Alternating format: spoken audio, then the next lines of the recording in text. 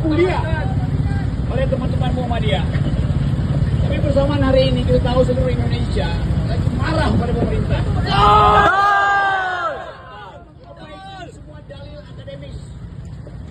Jadilah tugas mahasiswa untuk mengendalikan politik dengan basis argumen akademis.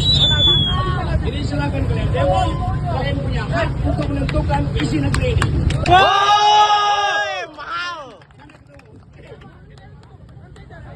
Hidup mahasiswa! Hidup! Hidup rakyat Indonesia! Hidup Indonesia! Hidup perempuan yang melawan! Hidup perempuan yang melawan! Hidup mereka yang mengerti sejarah! Hidup mereka yang mengerti sejarah! Bung Rocky Gerung. Bung Rocky, gerakan mahasiswa hari ini kembali turun ke jalan di berbagai kota di Indonesia. Tuntutannya berkaitan dengan isu-isu aktual, mulai dari gas LPG 3 kg, tupin untuk dosen, soal reformasi kepolisian, dan tentu saja ini yang pasti tidak akan ditinggalkan, yakni soal adili Jokowi. Ya, akhirnya momen itu ditemukan kembali oleh gerakan mahasiswa. Dan kita akhirnya mengerti bahwa gerakan ini yang disebut moral force selalu jadi penanda zaman. Dan penanda itu sekaligus menunjukkan bahwa pikiran itu berevolusi. Dan di sepanjang zaman, pikiran kritis itu tidak mungkin dihentikan evolusinya. Itu dalilnya tuh. Nah, kita melihat betapa hari ini ada satu gerakan yang masif dan dengan disiplin yang kuat, yaitu terlatih untuk tidak menjadi anarki, dan kemampuan gerakan mahasiswa untuk mengatur dirinya sendiri itu adalah persiapan mereka untuk menjadi pemimpin. Jadi jangan biarkan mereka dihadang, dihalangi, karena mereka yang akan memimpin negeri ini di 2045. Nah, itu petunjuk pertama bahwa gerakan mahasiswa adalah gerakan yang berbasis pada argumen akademis, dan karena itu dia bisa diikat oleh satu metodologi. Nah, kita biasakan bahwa kalau mahasiswa mengucapkan pikiran itu artinya ada riset di mereka. Itu kan semua BEM itu ada yang disebut Dewan Strategis atau Dewan Riset Strategis. Jadi isu itu betul-betul diolah dengan kecermatan, diperdebatkan di kalangan mereka, sesekali dibantu oleh senior mereka atau dosen mereka. Tapi semuanya itu adalah khas datang dari kepentingan mereka untuk memikirkan masa depan. Nah, itu juga sekaligus kita ingat bahwa mereka yang nggak pernah belajar sejarah nggak paham bahwa ide itu akan meluncur ketika ada momentum, dan itu yang terlihat hari-hari ini. Nah, apa momentumnya? Ya, momentumnya adalah pidato Presiden Prabowo yang mengeluh-elukan Jokowi, padahal mahasiswa ingin mengadili Jokowi. Jadi terjadilah crossfire di situ, sehingga gerakan itu akhirnya menjadi matang karena ada isu bersama. Dan itu sebetulnya harus dibaca oleh kabinet, oleh pemerintah, oleh Pak Prabowo, apalagi sebagai presiden, bahwa ada tetap satu kondisi non-legitimasi atau bahkan legitimasi yang tidak bisa diterima oleh kalangan terpelajar ini, karena menganggap bahwa ya wakil presiden itu tetap dikendalikan oleh Presiden Jokowi. Kendati Jokowi udah bukan presiden, tetapi impact dari kedudukan dia 10 tahun itu terhadap mereka yang mungkin dia masih pegang sprindik yang setiap saat dia bisa bocorkan, itu jadi semacam tawanan. Dan kita menganggap bahwa Presiden Prabowo punya semacam kemerdekaan toh untuk mengatakan hal yang berbeda, tetapi kenapa tidak mengatakan hal yang seharusnya diucapkan? Nggak ada soal sebetulnya, tetapi mengucapkan sesuatu yang terlalu memuji-muji Jokowi itu juga berlebihan tuh, karena mahasiswa ini kan mengerti apa yang terjadi sebetulnya, bagaimana kasus-kasus itu ditutupi oleh pemerintahan Jokowi 10 tahun, bagaimana penyelundupan hukum yang memungkinkan dinasti ini dipertahankan, bagaimana buzzer-buzzer itu dipelihara, bagaimana lembaga survei itu dikendalikan oleh uang, kan semua itu dikenali. Kenapa? Ya karena mahasiswa adalah bagian dari kemampuan bangsa ini untuk mengkritisi dan mengenali tanda-tanda dari sebuah rejim yang otoriter. Jadi itu yang diucapkan terus-menerus, bahkan riset dari para pengamat Indonesia sudah menunjukkan bahwa selama Presiden Jokowi memerintah, demokrasi itu memburuk, ekonomi memburuk, semuanya memburuk. Jadi kalau semuanya memburuk, kenapa Pak Prabowo mesti menghidupkan atau memuji Jokowi dengan teriakan yang dramatis? Jadi kelihatannya itu momentumnya kenapa hari ini kemudian terjadi eskalasi atau bukan eskalasi sebetulnya, kondisi yang memungkinkan masyarakat mahasiswa mengucapkan kembali kritiknya. Sebagai orang yang terus bersinggungan ya dengan gerakan-gerakan mahasiswa di masa lalu bahkan sampai sekarang itu, Anda pasti sangat mengenali ya karakter gerakan-gerakan itu. Dan ya kita tahu bahwa kendati gerakan mahasiswa itu selalu jadi sasaran infiltrasi begitu, tapi gerakan mahasiswa itu tidak akan pernah mati. Kan belum lama ini kan ada gagasan dari pemerintah untuk memberikan lahan atau konsesi tambang ke perguruan tinggi dan jelas maksudnya ini oleh para mahasiswa dicurigai untuk membungkam kampus agar tidak mengkritisi pemerintah. Tapi ya itu nggak mempan ya untuk membungkam gerakan mahasiswa. Ide itu punya kaki, itu yang selalu dinyalakan optimisme itu di kalangan kampus oleh seniornya atau oleh dosennya, bahwa kalau kita mampu untuk melihat satu konstruksi logis dari satu kenyataan, maka kita mampu untuk mencarikan jalan keluar supaya konstruksi logis itu bisa dijadikan berubah menjadi tindakan atau menjadi kenyataan. Demikian sebaliknya, kalau kita lihat sesuatu yang irasional di dalam kepala karena analisis metodologi, maka kita bisa ucapkan sebagai kritik. Jadi ide tentang demonstrasi itu di dalamnya ada ide juga tentang kritik. Kan nggak ada orang yang demonstrasi untuk mendukung, ada demonstrasi untuk melawan, kan itu istilahnya tuh. Yang mendukung ya pasti ada, itu buzzer ya, gerakan mahasiswa jadi-jadian atau LSM yang dipelihara oleh aparat, kan itu yang akan menentang. Jadi suara kampus itu selalu murni itu, bahwa ada ya banyak juga ketua-ketua BEM yang kena serangan amplop, tetapi sebagai ide, sebagai satu komunitas berpikir, the community of thought ini tidak mungkin dia berhenti hanya karena dua tokohnya yang tergiur kekuasaan atau tergiur uang. Gerakan mahasiswa itu gerakan yang dinasibkan untuk terus memparalelkan dirinya dengan kekuasaan. Jadi gerakan mahasiswa ini adalah paralel polis. Jadi kekuatan yang mendampingi secara paralel dan membayang-bayangi polis yang resmi, itu kekuasaan. Nah, itu yang harusnya dimengerti oleh para penyelenggara negara, bahwa tidak mungkin membungkam kampus, apalagi membungkam dengan batu bara, dengan tambangnya boleh aja rektornya dibungkam, tetapi mahasiswa akan ada di dalam kontradiksi, akan berpikir secara terbalik. Jadi paradoks itu harusnya dikenali oleh mereka yang tidak menyogok kampus dengan batu bara, tuh nggak ada urusan itu. Jadi sangat mungkin kita percaya kembali bahwa kendati politik dikendalikan dengan maksud-maksud hegemonis, tetapi pikiran kampus itu tidak mungkin dikendalikan. Ya, halo teman-teman, selamat datang lagi di channel ini. Salam inspirasi, salam NKRI, harga mati. Ya, baru saja kita mendengarkan pemahaman dari Bung Rocky Gerung ya. Beliau ini sudah tidak jarang lagi kita dengar namanya. Dan ini sangat luar biasa sekali. Tadi saya melihat cuplikan video sebelumnya bahwa beliau turun ikut aksi unjuk rasa ya, turun ke jalan ya, mendampingi para mahasiswa untuk menyuarakan ya, karena masyarakat Indonesia punya hak ya, punya hak untuk bersuara ya. Memang kemarahan mahasiswa ini sudah beberapa hari yang lalu melakukan aksi demonstrasi yang tentu memang membawa poin-poin penting untuk disampaikan kepada para penguasa, kepada pemerintah saat ini. Tentu ada beberapa hal yang saya lihat juga di beberapa video-video berita dari Kompas TV, dari berbagai media ya. Saya melihatnya bahwa ada penyampaian penting ya, masalah efisiensi anggaran untuk pendidikan.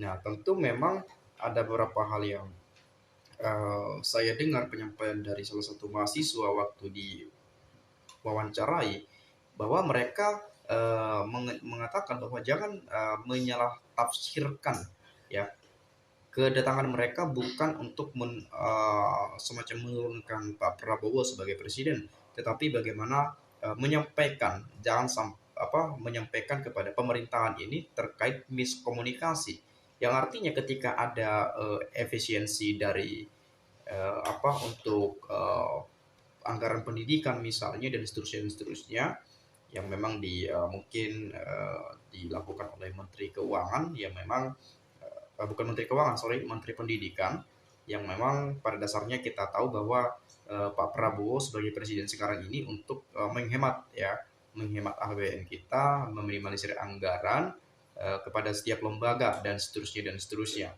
Tapi kalau terkait pendidikan ini tentu ini akan menjadi beban bagi masyarakat, bagi orang-orang tua atau mungkin bagi teman-teman kita yang ingin berkuliah untuk menempuh pendidikan di universitas misalnya, ya mereka akan terbebani dengan biaya yang pastinya akan meningkat, biaya kuliah, ya biaya pendidikan dan seterusnya. Padahal yang kita tahu dengan jelas bahwa pendidikan ini adalah investasi, ya investasi besar untuk kemajuan bangsa dan negara ini. Melalui pendidikan itulah nanti ketika kita punya pendidikan dan seterusnya kita punya wawasan, punya pemikiran-pemikiran, punya ilmu yang kita dapatkan selama menduduki kursi perkuliahan, pendidikan dan seterusnya, tentu kita akan menggunakannya di lain-lain waktu, ya di masa yang akan datang untuk kemajuan bangsa dan negara. Jadi kalau misalnya ada pemotongan-pemotongan atau efisiensi anggaran terkait pendidikan ini, ya bisa saja nanti uang kuliah mahal, ya orang-orang yang ingin kuliah juga pasti ya mikir-mikir gitu ya. Padahal niatnya pengen kuliah mau, tapi melihat kondisi ekonomi, melihat situasi di mana uang kuliah semakin melambung tinggi, ya tentu kita mikir-mikir juga jangan sampai kita nggak makan karena kuliah gitu ya. Ini harus perlu diperhatikan lagi oleh pemerintahan ini gitu ya. Nah, lalu kemudian bagaimana memang suara-suara dari mahasiswa ini harus didengarkan juga oleh pemerintahan ini gitu ya. Di tengah Pak Prabowo terus memuji Pak Jokowi, ya mahasiswa tetap melakukan aksi, ya apalagi khususnya beberapa hari-hari ini kita kerap sangat mendengarkan bahwa tangkap dan adili Jokowi itu narasi-narasi yang terus digaungkan. Meskipun Pak Prabowo terus kita melihat dengan berbagai pidato, saya belajar dari Pak Jokowi, memuji Pak Jokowi dan seterusnya. Nah, tapi kalau saya melihat berbagai penyampaian-penyampaian tersebut, tentu kita sudah memahami dari penyampaian apa yang disebutkan oleh Bung Rocky Gerung. Tapi kalau saya melihat di sini penyampaian dari teman-teman kita, netizen Indonesia, tentu ada suatu pemikiran-pemikiran baru pada kita dan pemahaman-pemahaman. Dan di sini saya akan coba baca kepada kita bersama, dan bila mana ada yang perlu diulas saya akan meneruskan logika berpikirnya seperti apa. Ini kita masuk pada pembahasan komentar, dan ini kita menggunakan by logika saja. Nah, dari Yasmine, ya ini saya pertama sekali baca. Janji timbul tenggelam bersama rakyat, nyatanya malah timbul bersama tukang ngibul. Janji akan kejar koruptor sampai ke Antartika, nyatanya malah puja-puji koruptor di antara kita. Nah, tentu ini yang menjadi problem juga, di mana ketika kita melihat ada beberapa pidato Pak Prabowo beberapa waktu lalu yang mengatakan bahwa akan mengejar koruptor sampai ke Antartika dan sebagainya. Tetapi tidak lama kemudian ada pidato yang menyebutkan, ya kita akan maafkan jika ada misalnya para koruptor yang mengembalikan uang yang dikorupsinya dengan cara baik-baik dan seterusnya. Ini kan agak-agak lain juga nih gitu ya. Nah, khususnya kalau kita melihat berbagai indikasi-indikasi yang sangat kuat tertuju bagi beberapa orang yang sudah terindikasi koruptor, ya pernah korupsi dan sebagainya, ya, di antara kita tadi yang disampaikan oleh komentar tersebut, artinya jangan jauh-jauh lah mengejar koruptor ke Antartika. Jangan hanya misalnya kita sebut, jangan hanya omong-omong saja mengejar koruptor sampai Antartika, sedangkan di antara kita juga banyak yang terindikasi, ya seperti misalnya berdasarkan OCCRP keterlibatan Pak Jokowi yang katanya daftar nomor 3 orang terkorup di dunia, adanya misalnya kalau teman-teman pernah ingat gratifikasi privat jet yang Kaisang kemarin gitu ya, diduga ada unsur gratifikasinya, ada misalnya kasus Blok Medan dan sebagainya, ada ya macam-macam ya, misalnya ada judi online misalnya yang pernah menyeret nama Budi Ari dan sebagainya, itu lebih cenderung kita melihat tidak ada ditindaklanjuti oleh penegak hukum yang ada di negeri ini, atau lebih tepatnya ya tidak diungkit lagi, tidak diselidiki lagi dan sebagainya. Ya, tentu ini kan menjadi pertanyaan kepada kita, apakah ada orang yang kebal hukum di negeri ini atau tidak. Nah, seperti itu mungkin dari nalar logika yang saya teruskan dari penyampaian Yasmin tersebut ya. Nah, kemudian kalau saya melihat Tuhan Yang Maha Kuasa melindungi Rocky Gerung dan rombongan di jaga Tuhan mengirim beribu-ribu malaikat jaga dari ujung rambut sampai ujung kaki. Bung Rocky Gerung akademisi yang cerdas, tegas, tidak mencela-mencela, tegak lurus. Harusnya beliau menjadi staf sus presiden agar presiden tidak ada yang mempengaruhi Bung Rocky, negarawan sejati. Nah, beberapa waktu lalu misalnya ketika Pak Presiden berpidato sebelum sebelum perayaan Partai Gerindra ke 17 tahun gitu ya. Ada salah satu pidato yang saya dengar penyampaian Pak Prabowo misalnya, ada yang melawan saya, ada dalam birokrasi ada yang melawan saya, ada yang merasa kebal hukum, ada yang merasa sebagai raja kecil dan seterusnya. Artinya ada problem dalam birokrasi tetapi diucapkan ke ruang publik. Artinya secara tidak langsung menunjukkan bahwa ada kelemahan, ada persoalan, ada problem dalam birokrasi. Nah, itu yang juga cenderung disorot oleh publik seperti itu ya. Jadi ketika presiden berpidato, harapan kita ya fokus saja pada angka-angka yang akan dituju, ya tidak perlu memberitahu kelemahan-kelemahan dan seterusnya, gitu ya. Mungkin itu yang sering sekali saya dengarkan di berbagai penyampaian para pengamat politik dan para politisi. Nah, kemudian saya coba melihat, Masya Allah, Bang Rocky ikut turun ke jalan, keren. Hidup mahasiswa, hidup rakyat. Sekarang ini rakyat face Prabowo dan Jokowi. Tadinya rakyat berharap rakyat dan Prabowo face Jokowi. Tapi pidato Prabowo kemarin menegaskan Prabowo berada di pihak siapa. Artinya jangan sampai ada matahari kembar gitu ya. Oke, kemudian Jokowi kan diduga raja koruptor. Malah sahabat mesra dan tidak boleh diganggu. Emangnya negara ini punya nenek moyang mereka? Ya, oke. Saya coba lihat dulu, siapa tahu ada komentar yang bagus ya. Rocky Gerung, selalu panjang umur. Bung Rocky selalu berjuang demi ketidakadilan dan demi masyarakat Indonesia. Jangan pernah lelah dan sehat terus, Bung Rocky. Memalukan, saking senangnya dimenangkan Jokowi sampai berteriak hidup Jokowi. Dikira timbul tenggelam bersama rakyat. Terima kasih adik-adik mahasiswa yang telah mewakili kami atas ketidakbecusan Prabowo atas mengurusi negeri ini. Sungguh mengherankan dan gak habis pikir bagaimana seorang presiden meneriakkan kata-kata hidup presiden sebelumnya yang seharusnya kan meneriakkan hidup rakyat, hidup Indonesia. Nah, ini kok teriak begitu, apalagi ini ditengarai oleh rakyat sendiri, harus adili dan juga oleh lembaga anti korupsi dunia, masuk mantan presiden terkorup ketiga dunia. Sungguh menyakiti hati sebagian besar rakyat Indonesia. Nah, kita bayangkan aja dulu di tengah-tengah maraknya mereka-mereka atau masyarakat Indonesia yang mengatakan adili Jokowi, minta pertanggungjawaban pada Jokowi, ya di tengah-tengah ada hal semacam itu, Pak Prabowo sebagai presiden malah menyampaikan bahwa hidup Pak Jokowi. Bayangin aja dulu, seorang presiden aktif mengatakan kepada dalam suatu acara gitu ya, hidup Pak Jokowi adalah mantan presiden, kecuali hidup rakyat Indonesia, ya, hidup perempuan Indonesia, dan seterusnya, hidup rakyat Indonesia. Kan harusnya seperti itu, tidak harus memuji presiden sebelumnya gitu ya, apalagi di tengah-tengah maraknya suara-suara yang digaungkan untuk mengadili Pak Jokowi. Saya rasa itu pidato yang ucapan yang kurang tepat sih menurut saya gitu ya. Jika saya salah, silakan dikoreksi. Nah kemudian luar biasa Bung Rocky langsung ikut serta turun ke jalan, nyata bertindak bukan hanya bicara di ruangan, tapi langsung orasi di jalanan.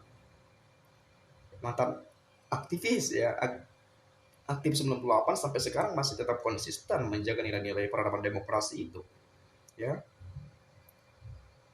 Jadi luar biasa Bung Rocky ya. Terbaik Bang Rocky Gerung, sosok idolaku yang begitu berani, pandai, ngerti, dan cerdas, juga kesederhanaan dalam kehidupannya. Ini yang buat aku begitu hormat, ya kagum sama beliau ya selalu Bang Rocky Gerung. Nah sebetulnya masih banyak di sini penyampaian teman-teman kita, tapi saya rasa sekian dulu teman-teman. Ya saya minta maaf kalau ada penyampaian yang salah, agak sedikit keras dalam mengucapkan. Ya, saya juga turut prihatin atas kejadian yang terjadi di negeri ini. Ya, semoga teman-teman para mahasiswa yang ada di seluruh pelosok negeri ini bisa menyuarakan apa yang seharusnya disampaikan, apa yang seharusnya kita suarakan, apa yang kita bawakan ke sana, isu apa yang kita sampaikan kepada pemerintah. Kita punya hak untuk bersuara, kita punya hak untuk melakukan demonstrasi, menuntut keadilan di negeri ini. Ya tentu dengan berbagai persoalan-persoalan yang saat ini sedang terjadi, ya kita harus memang membawakan ini dalam aksi demonstrasi. Nah, mungkin demo ini akan berakhir ketika ada jawaban-jawaban dari pemerintah terkait situasi yang terjadi saat ini. Kalau belum ada respon yang baik atau apapun itu, tetap suarakan, kita punya hak atas hal itu. Mungkin sekian teman-teman, terima kasih sekali lagi saya ucapkan salam inspirasi, salam NKRI, harga mati.